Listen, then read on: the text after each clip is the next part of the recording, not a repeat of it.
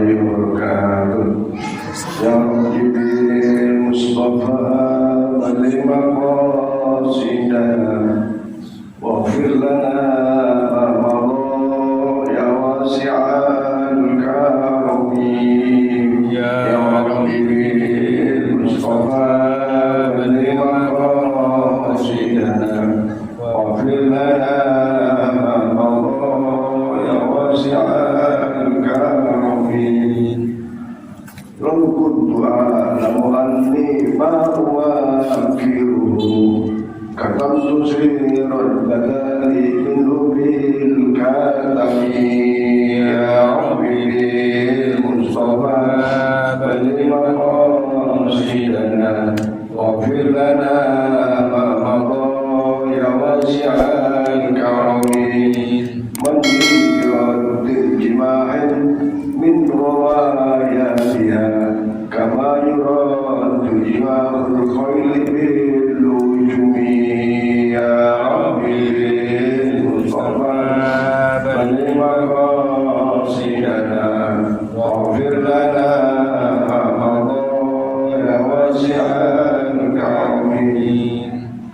Fala tarum bil ma'asi kasra syahwatiha inna ta'am yuqawi syahwatan naimi. Ya Rabbi bil Mustafa balligh maqasidana waghfir lana ma madha ya wasi'al karami. Wan nafsu katiflin tul minhu syaba ala hubir radha'i wa in taftimhu yan fatimi.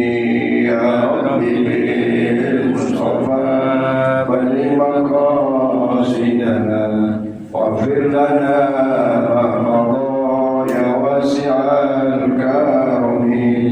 Allahumma salli wa sallim wa barik alaihi wa ala alihi.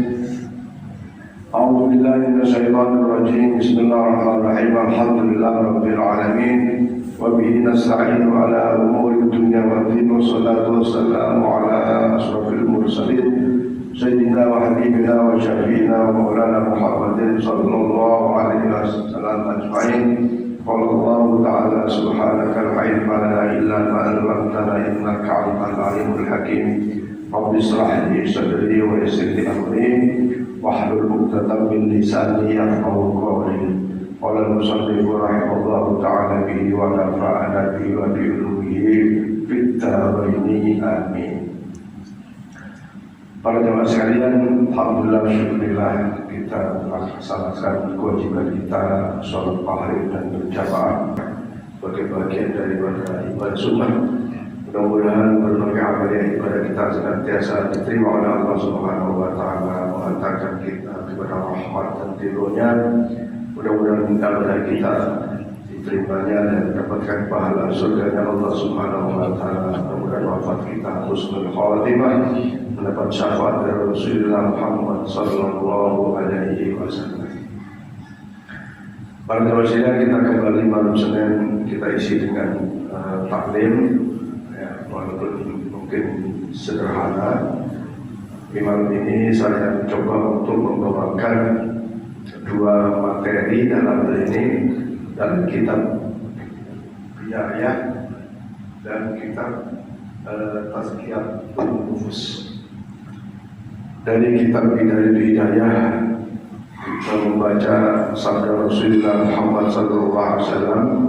Rasulullah bersabda, qala Nabi sallallahu alaihi wasallam, sayati zaman ala ummati yafirruna minal ulama wal fuqaha wa yabta'ullahu bi thalathati baliyat. Ulaha yarfa'ullahu al-barakah min kasbihim, wa thaniyah yusallitullahu ta'ala alaihim sultanan zaliman, wa thalithah yakhruju minad dunya bighairi iman. Alhamdulillah. Bahwa Rasulullah bersabda, akan datang pada hari kiamat itu suatu masa di mana umat Muhammad sallallahu alaihi wasallam itu enggan dekat dengan ulama, enggan dekat dengan hal-hal yang berkaitan dengan syariat agama. Mereka cenderung mengikuti hawa nafsunya, sehingga karena tidak cenderung dekat dengan ulama dalam hal ini syariat agama, maka orang-orang yang menjauh dari ulama itu yafiruna minal ulama wal fuqaha, jauh dari ulama, tak mau belajar tentang syariat-syariat, tentang misalnya ilmu-ilmu wudu, ilmu-ilmu sholat, ilmu-ilmu puasa, maka ilmu-ilmu haji, ilmu-ilmu zakat dan seterusnya. Maka fayataliyahullahu bisalasati baliyatin, kelompok atau orang-orang yang menjauh dari ulama dan dari syariat agama itu akan didatangkan, akan terkena 3 bisalasati baliyatin, akan mendapatkan musibah sebanyak atau dalam bentuk 3 hal. Allah akan menurunkan musibah kepada mereka. Yang pertama, ula yarfa'ullahu barakah min kasbihim, Allah akan menghilangkan berkah dari usahanya. Ya tentu saja karena dia jauh dari syariat agama, jauh dari ulama, seakan tidak ada yang menuntun dalam pola usahanya, sehingga mau halal mau haram jalan aja. Mau halal mau haram, mau benar nggak benar, yang penting usahanya maju, yang penting dapat untung banyak. Karena lari dari ulama, lari dari syariat, maka akan terangkat keberkahan dari hartanya, akan terangkat keberkahan dari berbagai usaha-usahanya. Naudzubillah summa naudzubillah. Maka kalau di Jawa, contohnya di Jawa Timur, itu rata-rata ya mungkin di tempat lain sama, ya bersedekah sesuai dengan, karena penting alam barokahnya ulama, alam barokahnya kiainya. Maka dengan dekat dengan ulama yang dalam hal ini dalam syariat agama, insya Allah usahanya berkah, kerjanya barokah, hasil kerjanya barokah. Kemudian dampak dari orang yang lari dari ulama, lari daripada syariat agama, yang kedua adalah yusallitullahu ta'ala alim sultanan dhaliman. Kalau dalam sebuah kelompok itu sudah tak peduli lagi dengan syariat agama, ya, maka Allah datangkan sultanan dzalima, pemimpin yang zalim. Ya, bisa bayangkan pemimpinnya zalim, bukan mensejahterakan, menenteramkan, tetapi zalim, malah menganiaya, menyengsarakan dan seterusnya.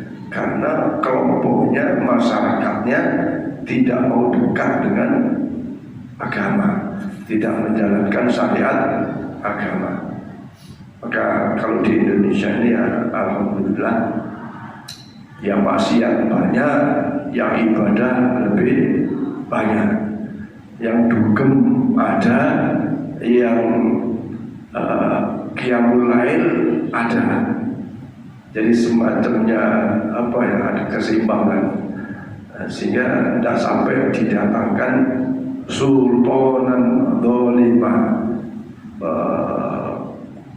pimpinan atau raja yang zalim. Ya, kalau zaman jahiliyah itu kan sampai bayi laki lahir bayi laki dibunuh. Jadi kan karena kedolimannya. Para wanita tidak dihargai dan seterusnya. Maka itu dampak dari satu komunitas kelompok yang tidak memperhatikan tentang syariat agama karena jauh dari ulama. Yang ketiga ini yang sangat berbahaya bagi orang-orang yang suruh ngaji tidak mau, ya, pengajian, ya bukan cuma di masjid sini di tempat lain. Nyaris tidak pernah tuh dengar di TV aja kalau pengajian dimatiin, ya kan? Tentunya senangnya yang lain. Maka lama kelamaan itu hidupnya nggak terbimbing, seakan sudah merasa benar, padahal belum tentu benar. Kenapa? Nggak ada pembimbing, nggak ada mengingatkan. Kalau dekat dengan syariat agama kan ada pengingatnya. Coba bayangkan kalau misalnya di komplek itu nggak ada yang azan, nggak ada masjid, betapa malasnya kalau kita mesti jauh-jauh sholat. Ini bukti. Nah kalau kebanyakan penduduk muslimnya kayak gitunya, jangan salahkan Allah kalau menurunkan adab. Allah satu baliyatin menurunkan musibah. Di dalam sebuah kabar disebutkan yanzilul musibah bidunubiha. Allah datangkan musibah itu karena dosa-dosanya, dosa-dosa hambanya. Walaupun Allah tidak disebabkan apapun. Kalau Allah berkehendak memberi penyakit, ya datang aja penyakit. Itu secara hakikat begitu. Nah, yang ketiga ini adalah wasalisatu yahrujuna minad dunya bighairi iman. Manusia kalau sudah tak terbimbing dengan syariat agamanya, tidak ada keimanannya, bisa jadi keluar dari dunia ini tanpa bawa iman, mati tanpa membawa iman. Naudzubillah summa naudzubillah. Maka marilah saya dan kita semua dekat dengan ulama, artinya dekat dengan syariat agama, agar kalau ada kekurangan dalam sisi kehidupan kita, perilaku kita, diingatkan dengan syariat agama itu. Ibaratnya kalau malas sholat, diingatkan supaya sholat, ingatkan supaya memperbanyak amal-amal sunnah, diingatkan. Maka insya Allah dengan demikian tidak akan terjadi yaitu usaha yang tidak barokah, kemudian didatangkan pemimpin yang zalim, dan jangan sampai meninggal dunia dalam keadaan bighairi iman. Naudzubillah. Kemudian berikutnya qala Rasulullah sallallahu alaihi wasallam mal mayyitu fi qabrihi illa kal ghariqil mughawwisi. Ini sabda Rasulullah SAW, disebutkan bahwa keadaan mayat di dalam kubur itu kal ghariqi, tak ubahnya bagaikan al-mughawwis, orang yang tenggelam, ngap-ngap dan minta tolong. Orang dalam kubur itu tak ubahnya seperti kal-ghariqil mughawwis, seperti orang yang tenggelam di tengah lautan yang tentu saja minta pertolongan. Nah, tentu saja mereka yang dalam keadaan seperti itu di alam kuburnya, karena mereka jauh dari syariat agama, karena mereka tak punya bekal ibadah. Tapi kalau kita ada bekal ibadah, baik sholat, kemudian puasa, kemudian ada zakatnya, ada apalagi ada hajinya, ada sedekahnya, ada infaknya, insya Allah tak mengalami hal yang sedemikian. Wafat kita kalau husnul khotimah itu justru kematian itu adalah pintu kebahagiaan yang hakiki. Sesungguhnya kematian itu awal dari kesenangan yang sebenar-benarnya. Kalau orang meninggal dalam keadaan husnul khotimah, ia akan senang selama-lamanya. Sementara kalau bahagia dunia itu pasti masih ada susahnya, masih ada tidak senangnya, masih ada sakitnya. Karena memang di dunia tempat cobaan, tempat ujian.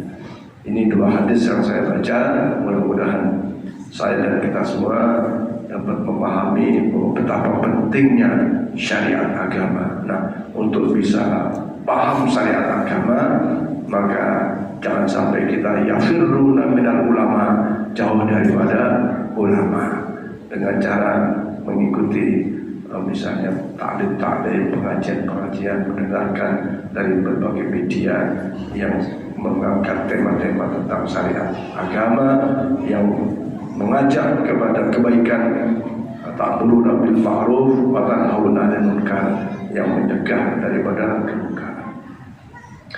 Nah, yang kedua, para jamaah sekalian, ini materi yang pernah saya ceritakan pada di antara kita, walaupun berat sebenarnya, melaksanakannya itu berat, karena ini termasuk saya ambil dari beberapa kitab-kitabnya Imam Ghazali, ya, di beberapa kitab-kitab Imam Ghazali. Para jemaah sekalian, di dalam setiap ibadah itu ada yang disebut sebagai syarat dohir, ada syarat batin, ya. Ada syarat dohir, ada syarat batin. Misalnya sholat, ya. Sholat itu kalau syarat dohir atau rukunnya udah, sholat itu niat, kemudian berdiri, takbir, gerakan-gerakan fisik itu gampang. Doa-doanya pun sangat mudah, karena doa-doa yang ada di dalam sholat itu hukumnya sunnah. Ada yang wajib, misalnya Fatihah. Walaupun Fatihah itu ada sebagian imam madhab yang matayassar minhu, kalau nggak bisa Fatihah, surat Fatihah, baca surat yang lain. Intinya masih lebih mudah syarat dohir yang bisa kita lakukan.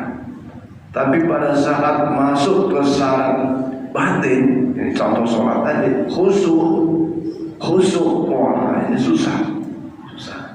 Nah, saya membuat materi ini, beberapa materi. Misalnya saya bawa malam ini adalah tentang adzan. Adzan itu juga sama. Adzan itu ada syarat dohir, artinya yang nampak, dan yang syarat batin bagi muadzin, bagi pendengar yang mendengar seruan adzan. Nah, sekarang secara syariat adzan. Adzan itu secara syariat dari beberapa kitab-kitab fikih digunakan untuk menentukan masuknya waktu sholat, menetapkan masuknya waktu sholat. Maka di dalam adzan itu ada ucapan hayya 'alas shalah, ada kan, hayya 'alas shalah.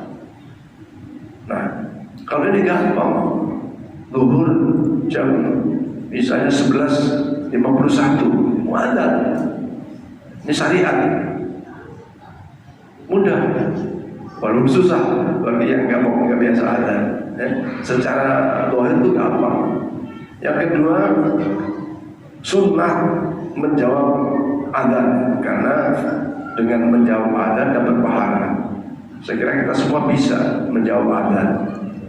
Ya, kalau Allahu Akbar dijawab Allahu Akbar seperti biasa. Begitu hayya 'alas shalah dijawab la haula wala quwwata. Hayya 'alal falah jawabannya la haula wala. Ada yang mengatakan sami'na wa ata'na, saya dengar dan kami taati. Kalau adzan subuh, as-shalatu khairum minan naum, jawabannya shadaqta wa bararta, bahwa wa ana dzalika minasyahidin. Itu mudah diucapkan, dan kalau tidak hafal dibaca berulang-ulang, akhirnya hafal. Itu syariat. Kemudian habis adzan baca doa, ya, Allahumma rabbana ta'ati tama, itu ya gampang, hafal dan bisa dibaca. Nah, pada saat adzan dilihat dari sisi hakikat, ya, ini Satu sisi kita harus memahami bahwa adzan itu sesungguhnya panggilan Allah, seruan Allah untuk melakukan kewajiban salat. Nah, di antara umat Islam yang memahami itu pada saatnya nggak banyak. Pada saat dengar itu terus paham bahwa itu sesungguhnya bukan suara Pak Haji Surani, bukan hanya suara Pak Thohir, suara Pak Asep, suara Pak Suki yang ada. Itu sesungguhnya panggilan Allah, panggilan seruan Allah untuk apa? Untuk melakukan kewajiban sholat. Adakah hati saya, hati kita pada saat itu sadar bahwa itu kita rasa sebagai panggilan Allah? Nah, ini nggak semua. Nggak semua. Kalau yang merasa itu panggilan Allah pasti bergegas. Ya. Yang kedua, secara hakikat kita diperintah untuk menghadirkan dalam hati betapa dahsyatnya nanti itu seruan hari kiamat. Ya. Pada saat malaikat Israfil meniup sangkakala, itu kan ada seruannya, sehingga bumi berguncang, ya kan? Terus semua makhluk manusia itu bangkit dari alam kuburnya. Nah, kalau pas ada dengar adzan, hati kita tuh hadir dalam suasana kayak panggilan hari kiamat. Kayak panggilan kita dibangkitkan dari alam kubur. Kebayang kayak apa? Itu hampir pasti orang akan hadir menghadiri sholat karena ada dengar suara adzan tadi. Nah, kebanyakan kita ya adzan selesai, ya kan? Tinggal ada yang sholat, ada yang nantilah. Bahkan ada juga yang tidak peduli dengan suara adzan itu. Yang ketiga, di dalam kitab Tazkiyatun Nufus itu yang dikarang oleh Imam Sa'id Al-Hawa, disebutkan bahwa sesungguhnya orang yang betul-betul menghadirkan panggilan sholat itu sebagai panggilan Allah, dia hatinya merasa senang, hatinya merasa ada keberuntungan, ada kemenangan, sehingga keinginan untuk sholat itu sangat-sangat kuat, sangat-sangat kuat. Bisa nggak begitu? Ya ada yang begitu. Contohnya, alhamdulillah sudah maghrib, akhirnya kita bergegas. Alhamdulillah sudah asar, sehingga bergegas. Itu tersentuh hatinya tersentuh, kemudian dia melaksanakan kewajiban itu. Ya, tapi banyak juga yang nggak tersentuh. Ya, banyak. Nah, di situ begitu ia selesai sholat, alhamdulillah sudah sholat, seakan ibarat orang punya kewajiban utang itu kayak terbayar. Ada tuh begitu. Saya yakin di antara bapak ada yang merasa gitu. Habis sholat itu kayak plong gitu. Ini insya Allah menunjukkan hakikat dari keimanan kita manakala kita mendengar seruan adzan. Jadi kegembiraan. Maka suatu ketika Rasulullah perintahkan kepada Bilal, "Arihni ya Bilal, gembirakanlah wahai Bilal, gembirakan hatiku ini wahai Bilal dengan seruan adzan." Kenapa? Adzan itu menghadirkan kesenangan, adzan itu menghadirkan kegembiraan, kemenangan. Kenapa? Dia akan berkomunikasi dengan Allah Subhanahu wa Ta'ala. Ya, maka sampai-sampai Sayyidina Ali itu waktu disuruh cabut pedangnya, tombaknya, cabutlah ketika sholat, ketika sedang berkomunikasi dengan Allah, sedang bermunajat dengan Allah. Gak terasa, saking asik asiknya. Kalau kita sih agak berat loh. Berat yang akan pedang, gigit semut aja, ceplos kita main teplok. Ya ini sih, ya level sampai ke level situ ya mungkin ya wallahu alam ya boleh jadi ada, tapi agak berat, agak susah. Kemudian orang-orang yang mendengar suara azan secara batin, apalagi tadi menggambarkan sebagai seruan hari kiamat, apalagi tadi digambarkan sebagai keadaan dengan suara azan itu adalah suatu kegembiraan, kesenangan, kemenangan, kebahagiaan, maka dipastikan ia bergegas lahir dan batin untuk memenuhi panggilan Allah Subhanahu wa ta'ala.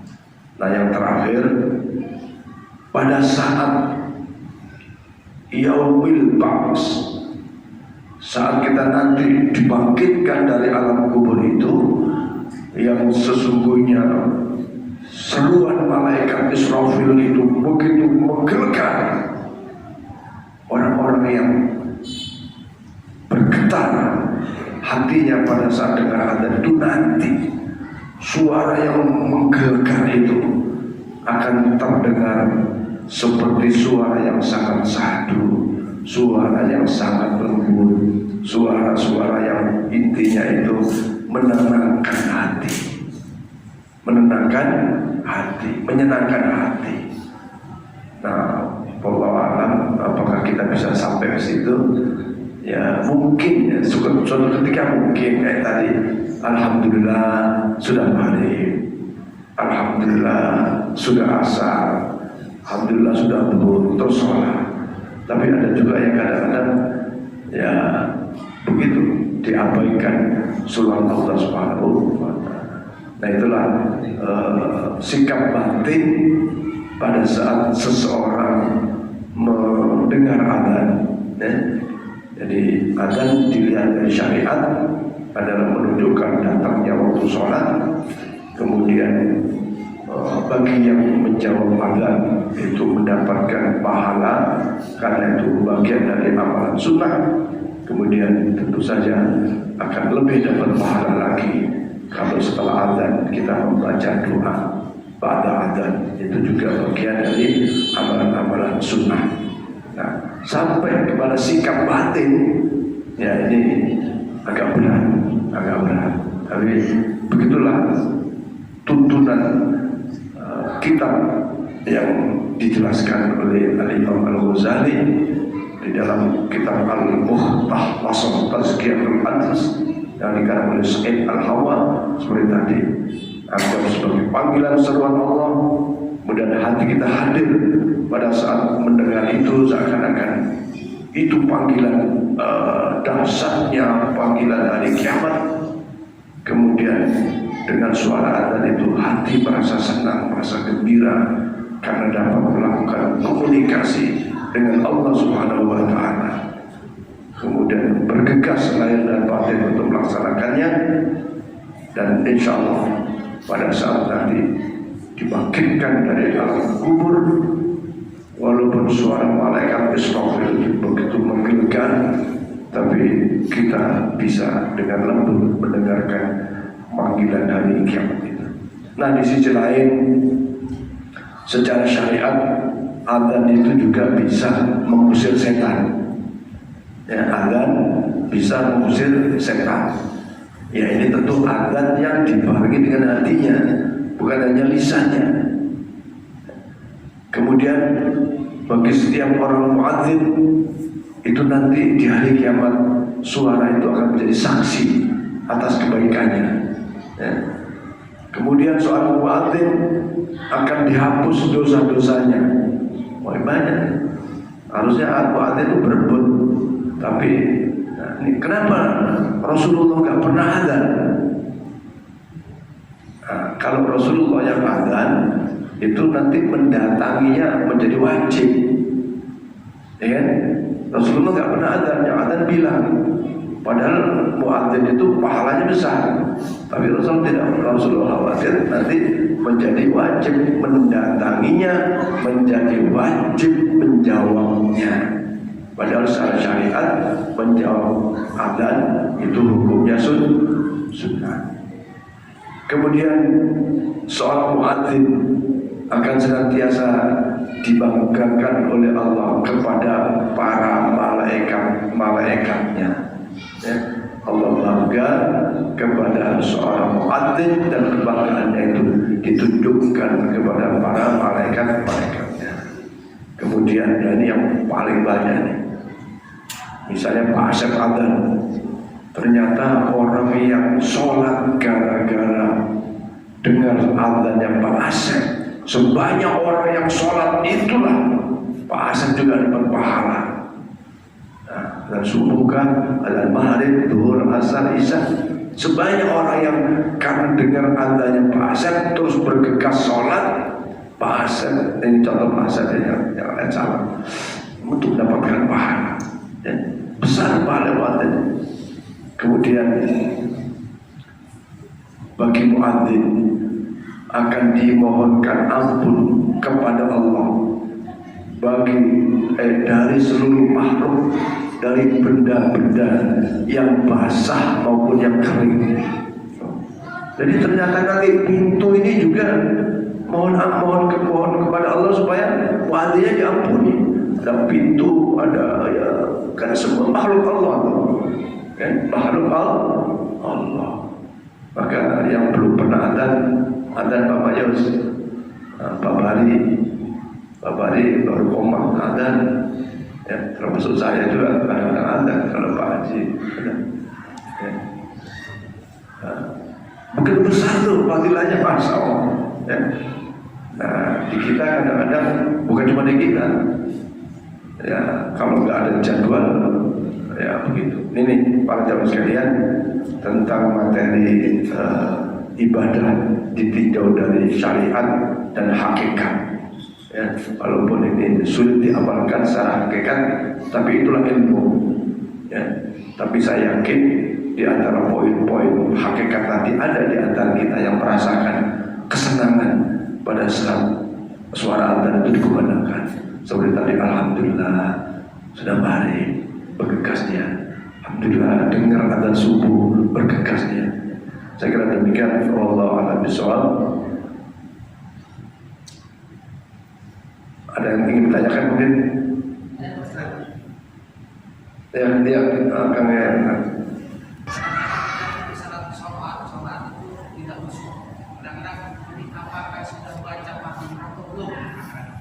Saya sampai berulang-ulang, apakah itu boleh enggak? Kalau lupa, misalnya lupa atau bagaimana ada keraguan karena kita masuk. Terus yang kedua di saat kita sholat sendirian di rumah, at-tahiyatul pertama, assalamualaikum. Aduh, sampai kaget. Gimana? Terus diulangi lagi, apa gimana ini sholat? Ya, sesungguhnya di dalam sholat itu tidak menjadi rukun, tapi sangat-sangat dianjurkan syarat batin itu masuk. Yang tadi khusyuk. Ya. Allah berfirman, "Qad aflahal mu'minun alladzina hum fi sholatihim khashi'un." Nah, di dalam buku-buku Imam Ghazali itu atau Imam Syafi'i, untuk khusyuk itu di mana? Dan mungkin sholat subuh 2 rakaat katakanlah 5 menit itu khusus semua, tidak mungkin, mustahil maksudnya. Jadi ayo pada saat Allahu Akbar usahakan khusus betul, tidak ada yang diingat kecuali Allah. Kalau seterusnya baca iftitah masih ada sela-sela itu yang ingatannya kemana-mana. Tapi pada saat inna sholati wa nusuki ini coba latih untuk konsentrasi betul. Nah, itu ya, jadi kalau khusyuk benar jarang. Tapi makanya di sholat itu ada rukun qalbi itu adanya niat, nawaitu usolli itu, kemudian ada rukun qauli itu ada di ucapan, ada rukun fi'li itu di gerakan. Nah, pada saat gerakan-gerakan itu yang penting tumanina. Nah, pada saat ruku, i'tidal, pada saat sujud, duduk di antara dua sujud, semua itu harus tumanina. Andaikan tidak baca doa tidak apa-apa, baca doanya itu sunnah. Terus tadi lupa Fatihah atau bukan? Nah, kenapa? Nah, dari sini kalau Fatihah saja di awal sholat itu sudah kelupaan, ya memang begitu besar godaannya. Nah, jadi jangan sampai kalau lupa Fatihah batal sholatnya, batal. Misalnya 4 rakaat, begitu sadar udah mau salam, oh tadi rakaat pertama nggak pakai Fatihah, itu ulama pikir balik, tambahin 1 rakaat lagi karena rakaat pertama tidak sah, berdiri lagi untuk baca surat, artinya rakaat pertama itu diulang. Nah, disunahkan melakukan sujud sahwi. Karena sholat meninggalkan rukun tak sah sholatnya. Di antara rukun sholat, apalagi sholat sendiri, baca Fatihah, baca surat Fatihah. Ini dalilnya sudah pasti benar, tak sah sholatnya. Rasulullah bersabda bahwa la sholata liman la yaqra'u bi Fatihatil kitab. Tidak sah sholat seseorang tanpa baca surat Fatihah, kecuali makmum masbuk, itu Fatihahnya ditanggung oleh imam. Kemudian sudah salam apa belum?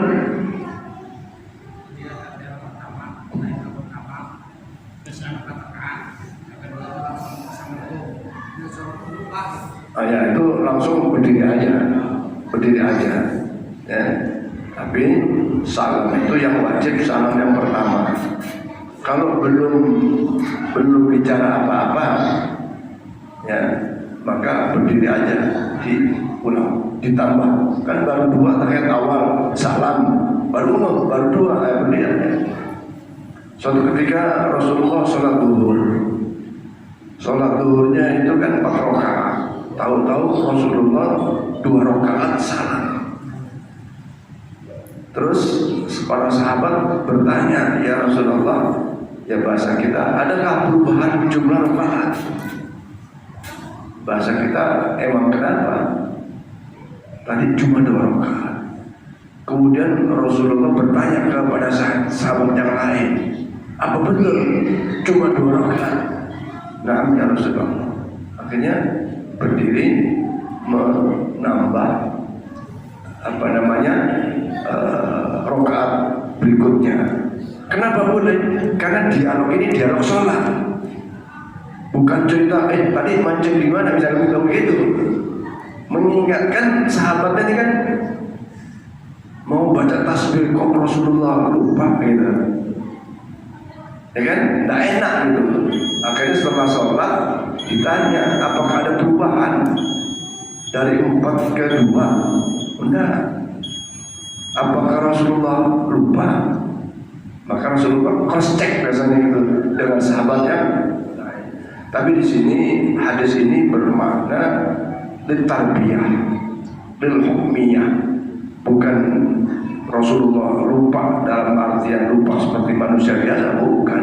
Ini menjadi sebab hukum bolehnya kalau ada orang lupa caranya kayak gitu. Nah, kita tidak merendahkan derajat Rasulullah lupa. Rasulullah itu wa ma yantiqu 'anil hawa in huwa illa wahyu yuha. Apa yang Rasul lakukan itu semuanya berdasarkan wahyu. Jadi ini menjadi sebab hukum kalau nanti umatnya terjadi kayak gitu, solusinya tuh kayak gitu. Dijadikan asbabul hukmi, sebabnya hukum. Kayak tadi begitu 2 rakaat tahiyat awal salam, Bagaimana caranya? Karena langsung ingat, oh cuma 2 langsung ditunjuk berdiri. Bahkan sampai ditegur dalam teguran persoalan sholat. Setelah itu Rasulullah menambah jumlah rakaat karena kekurangannya itu.